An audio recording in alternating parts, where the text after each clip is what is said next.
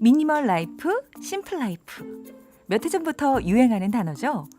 불필요한 물건이나 일을 줄이고 자유로운 삶을 살자는 취지인데요. 미니멀 라이프란 단어와 때려야 뗄 수 없는 게 바로 정리정돈입니다. 그런데 깨끗하고 심플하게 살아보겠다고 시작한 정리정돈이 부자를 만들어준다니 이건 또 무슨 말일까요? 마트에 갔다가 생활용품이나 식재료를 세일한다는 이유로 또는 1+1이라는 이유로 일단 사두자 싶어 카트에 담은 적 한 번쯤은 있으시죠? 그런데 어디에 두었는지 찾지 못하거나 아예 기억 속에서 지워져 버려 결국 다 먹지도 못하고 제대로 써보지도 못한 채 쓰레기통으로 직행했던 경험 역시 한 번쯤 있으실 겁니다. 이런 게 바로 부자로 가는 길을 막는 낭비입니다. 결국 낭비란 비싼 것을 산다는 뜻이 아니라 불필요한 것을 사는 것을 의미합니다. 또 많은 이들이 조금 더 큰 집으로 이사하길 바라죠. 큰 대가를 지불하고 사는 집인데도 우리는 그 공간이 갖는 가치에 대해 금방 잊곤 합니다. 한 평당 1,000만 원짜리 아파트로 예를 들어보죠. 만약 창고처럼 쓰고 있는 작은 방 하나가 있다면, 그리고 그 방이 대략 2.5평 정도라면 물건을 보관하는 데만 2,500만 원을 쓰고 있는 셈이 되는 겁니다. 이제 부자와 정리정돈의 상관관계에 대한 감이 조금 오시나요? 한 가지 예를 더 들어보겠습니다. 2명의 부자가 있다고 생각해보죠. A는 간소한 집에 살고 있지만 쓸 수 있는 돈이 매우 많은 사람입니다.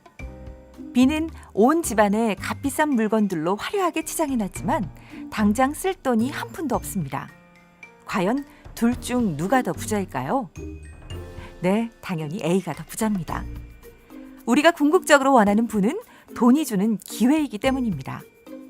만약 돈을 이자가 생기지 않는 금고에 넣어두었다고 하더라도 그 돈은 여전히 많은 가능성이 있는 반면 물건은 이미 죽은 자산이라는 거죠.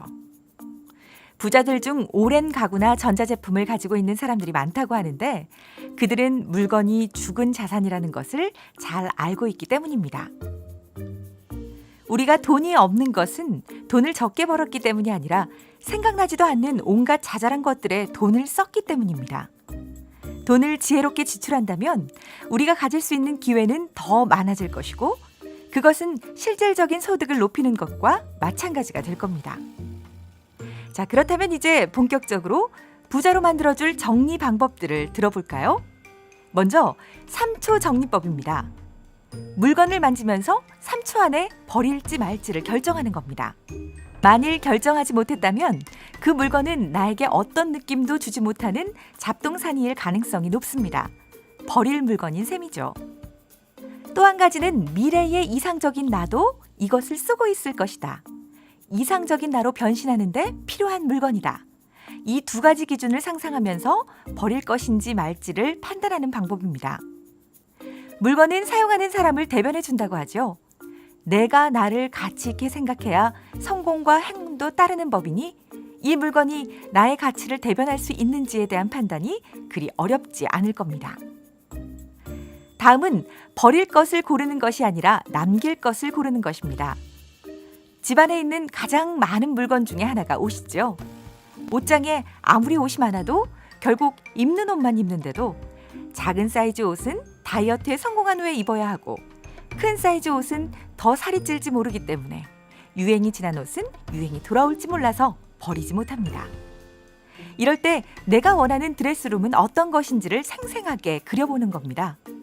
좋아하는 브랜드의 매장이나 고급 매장에 들어갔을 때의 느낌을 상상하면서 내 옷장을 그런 매장처럼 만들겠다 생각하면 정말로 마음에 들고 기분 좋은 옷만 남길 수 있습니다. 버릴 옷을 고르는 것보다 남길 옷을 고르는 것이 훨씬 쉽다고 하네요. 저처럼 책을 좋아하는 경우라면 책장에 내가 가장 좋아하는 책들로만 채우겠다는 기준을 세우고 명예의 전당에 오를 책을 골라보는 거죠. 또 사람들은 비싼 생삼겹살을 사다가 냉동 삼겹살로 만들고 신선한 재료들을 골라와 신선함을 잃게 만듭니다. 이럴 거면 아예 냉동 삼겹살을 사거나 마감 직전에 반값으로 떨어지는 식품을 사오는 게 훨씬 이득인데도 말이죠. 그래서 냉장고를 정리하겠다 생각한다면 냉장고에 들이는 것 역시 통제해야 합니다. 대형마트에서 대량으로 구입하기보다는 가까운 마트에서 당장 해먹을 음식만 구입하는 것이 좋습니다. 우리 집 냉장고는 집 앞 마트에 있다고 생각하는 거죠. 책에서는 정리와 관련된 모든 활동이 결국은 현금을 되찾는 일이나 마찬가지라고 말합니다.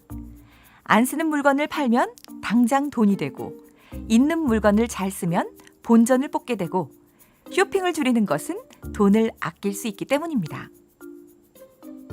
다짐하고 다짐해보는 정리정돈. 지금부터 돈 모으는 집안 정리 시작해볼까요? 지금까지 엄마의 책장이었습니다.